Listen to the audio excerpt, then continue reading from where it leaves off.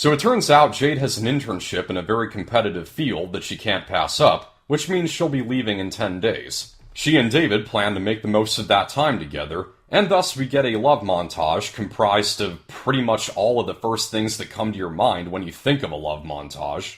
And by the time the 10 days are up, Jade has changed her mind about taking the internship, but apparently she needs David to make that decision for her? I don't want to leave. Tell me to stay. Tell me to do what I want to do right now, or else I'll do what I don't want to do. I'm warning you. Hugh is not thrilled by the news. Because he hasn't gotten over the death of his son, he's fixated on Jade getting into the doctoral field that Chris was studying hard for before he died. Knowing that David is the reason for her staying, Hugh rounds up the family for a getaway to their lake house, specifically to get Jade away from David. But he's unsuccessful because Jade invites David to the lake house anyway. So as they all celebrate July 4th, David goes into the garage to find Hugh making out with a woman who's not his wife. Hugh becomes suspicious that David saw him and confronts him about it the next morning, leading to my favorite shot in the movie. David. Up Lily. Good morning.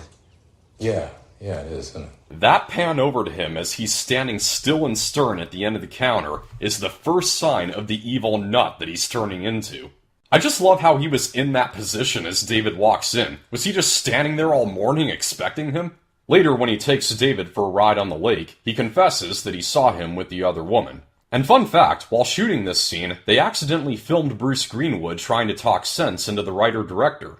If you continue down this road, you will regret it.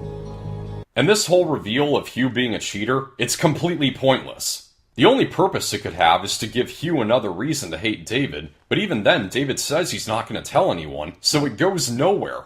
At this point, one would expect that Keith might get into a drug deal, or Jade's mom would offhandedly reveal that she has breast cancer.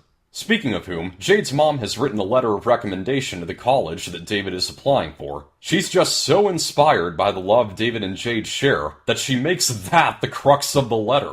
His presence has affected not only my daughter, but our entire family. He is filled with so much light and so much love that I can't believe this won't translate into a very bright future. What does that have to do with academics? This isn't leadership for a support system David is applying for. It's freaking college. They don't give a rip about anything outside of whether you're a good student. Love is not the answer to everything.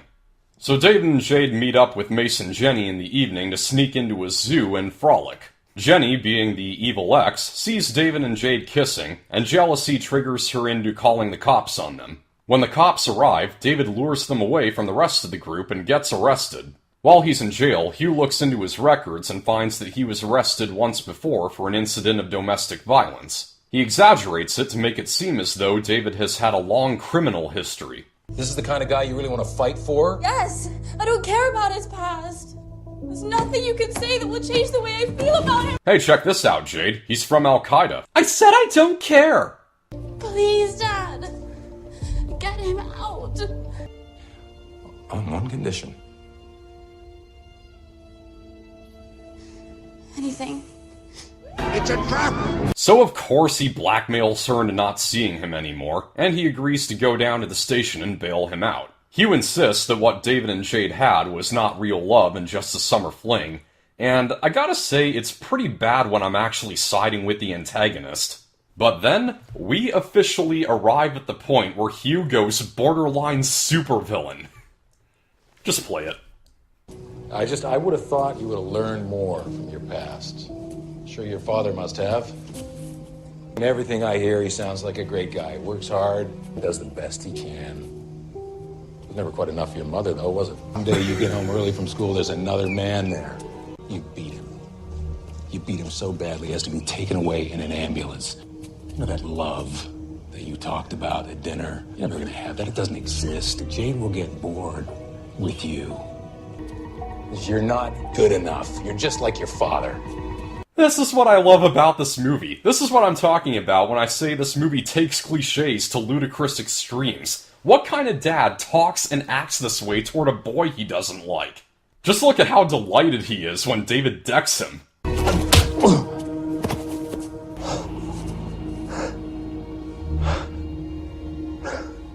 Oh, thank you, David. This is the real you. This is exactly who you are. You know, seeing the transformation Hugh goes through, it's now understandable why his son Keith would go from this... How's anyone ever gonna know how ridiculous and funny you are? ...into this. Please just let us purge. But the insanity doesn't let up there, as Jade takes off with her dad's car the next morning to go see David anyway. David is at a diner where Mace and Jenny are trying to cheer him up, and Jade somehow knows that this is where he is. I guess their love is just that strong. And yet at the same time, their love is so weak that when Jade walks in to see David merely talking with Jenny, she immediately assumes that he's cheating on her. What the heck? I've seen dumb reasons for a third act breakup, but this is just something else. You know, considering how quick Jade was to jump to the wrong conclusion, I tend to wonder if she would have had a similar response had she walked in 30 seconds earlier when David was talking to Mace. Would she then storm out thinking, oh my gosh, he's gay? Stop. That didn't take long, did it? Well, look at it this way, it didn't take any longer than it did with you and me. You're a coward, you know that? You don't fight for love. You're terrified of it. Oh, girl, please make it stop. Oh, who am I kidding? Keep going. So Jade is so mad that she goes and drives headlong into a car that's parked in the middle of the road for some reason. Seriously, what's up with that? Did Mr. Bean bump someone out of their parking space again? While Jade recovers in the hospital, Hugh sets up a restraining order to assure David and Jade's separation, and gives a copy to David's father. My daughter made a choice to move on. He didn't respect that, and he knew the conditions. That he couldn't get in a fight with his girlfriend? That he couldn't sneak into a zoo? David's not a criminal, he's just a kid with shit luck. Well, I was today years old when I learned that trespassing is not a criminal offense. Jade apparently got hit in the head with an airbag or something, because she's forgotten about how she assumed David to be a cheater. She goes down to his house to tell him she loves him. And the point of that breakup scene was... But with the restraining order in effect, David's dad can't let her talk to him. And not only was Jade able to know that David was at the diner while having no contact with him, but David can sense what plane Jade is on as she takes off for the internship. This movie sucks. And what a shock, David doesn't get into college. Good going with that letter, Jade's mom. But David is still encouraged by his dad to continue fighting for love. I'll take the shot, and I'll sue you.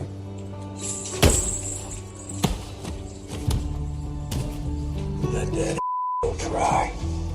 You really love her? Yeah. Then you fight for her, and I'll be proud of you if you do. You know, all I'm thinking about watching this scene is I just so want to see them draw Hugh on the punching bag. That would just redeem the whole movie. Later, David runs into Jade's mom at a bookstore. She informs David that Jade has found a new boyfriend, but he's undeterred, so she lets him know the day and time that her flight will be coming in when she gets home for the holidays. David goes to the airport at that time while avoiding being seen by Hugh, and he fights for love, I guess, by grabbing Jade from around a corner unexpectedly. I get the feeling that's more how Harvey Weinstein would fight for love. But that doesn't stop Jade from immediately cheating on her current boyfriend, and yet David still feels the need to ask. She loved this other guy? She loved him like you loved me? Of course not. I won't love anyone like I love you. Now, even if I were to have cared about the relationship up to this point, the way the scene plays out would still fail to stir any emotion. In something like The Notebook, when Allie is torn between choosing Noah or Lon, although we want her to choose Noah, it's not fully one-sided, because Lon isn't a total jerk about it, and thus we can feel the tough decision Allie has to make. Here, we never even see Jade with this other guy, so you don't have the sense that this is a hard decision in the slightest. So David and Jade plan to escape that evening and fly off somewhere, they never specify where. But when Jade goes home to prepare for the trip, she makes the bright move of basically alerting her dad. I choose to live my own life. I choose David. Clever girl. So after accidentally kicking over a candle, Hugh realizes David is out front and threatens to attack him with a bat. Why is it always a bat people are armed with at home in movies? Rich people own guns, don't they? That would at least be more intimidating. Just stop! You're gonna kill him! She wants to be with me. Oh, well, now that you put it that way, I give. Yeah, for a movie that's all about fighting for love, David really doesn't have to do that much of it. He barely had to say anything to convince Jade to leave her current boyfriend, and Hugh just had to decide that beating the dickens out of him was too evil for him. But as mentioned before, the house is on fire, because the movie needs something to connect itself to the book. Hugh runs up to Chris's bedroom to save his son's old belongings. David follows after him, but gets knocked out by a backdraft. Hugh has instantly warmed up to him, and he chooses to save David over Chris's possessions, ultimately letting his son go, as driven into our heads by this painfully obvious symbolism. So David and Jade are together again, and we get a final voiceover from Jade. My first love was everything all at once. The kind you never fall back from. Even though the movie opened with David narrating. Well, women always have the last word. They probably split up again because of that. The movie actually ends with one of my favorite songs ever, Ends of the Earth by Lord Huron.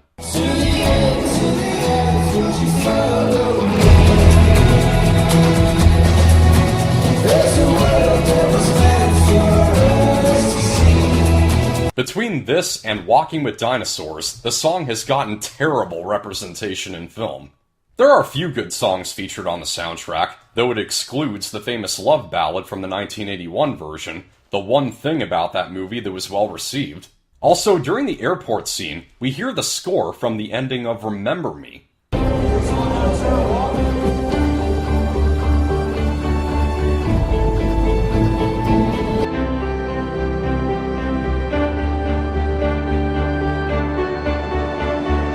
With Remember Me having one of the most debated endings in movie history, did they really think that no one was going to notice? So that's the remake of Endless Love. This movie is a joke. Putting aside how insulting it is to fans of the Scott Spencer novel, the acting and directing are terrible, it's totally corny, it has no sense of what love is, and no grasp of reality. And I enjoyed every minute of it. It goes so proudly over the top with such ancient cliches that I would count it as a so bad it's good movie.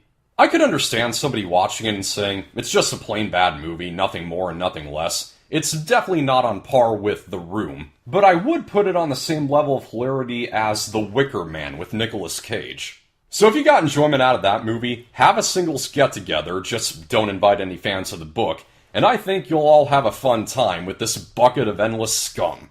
So if I were to rate this movie on the percentage scale, I would only raise the score because there is a fair amount of enjoyment in how bad it is. The soundtrack is nice at times, and Dio Akenyi is at least intentionally funny. So, 25% seems fair.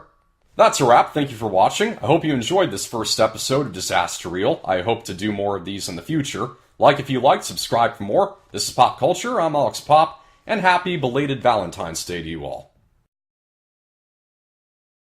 You don't fight for love. You're terrified of it!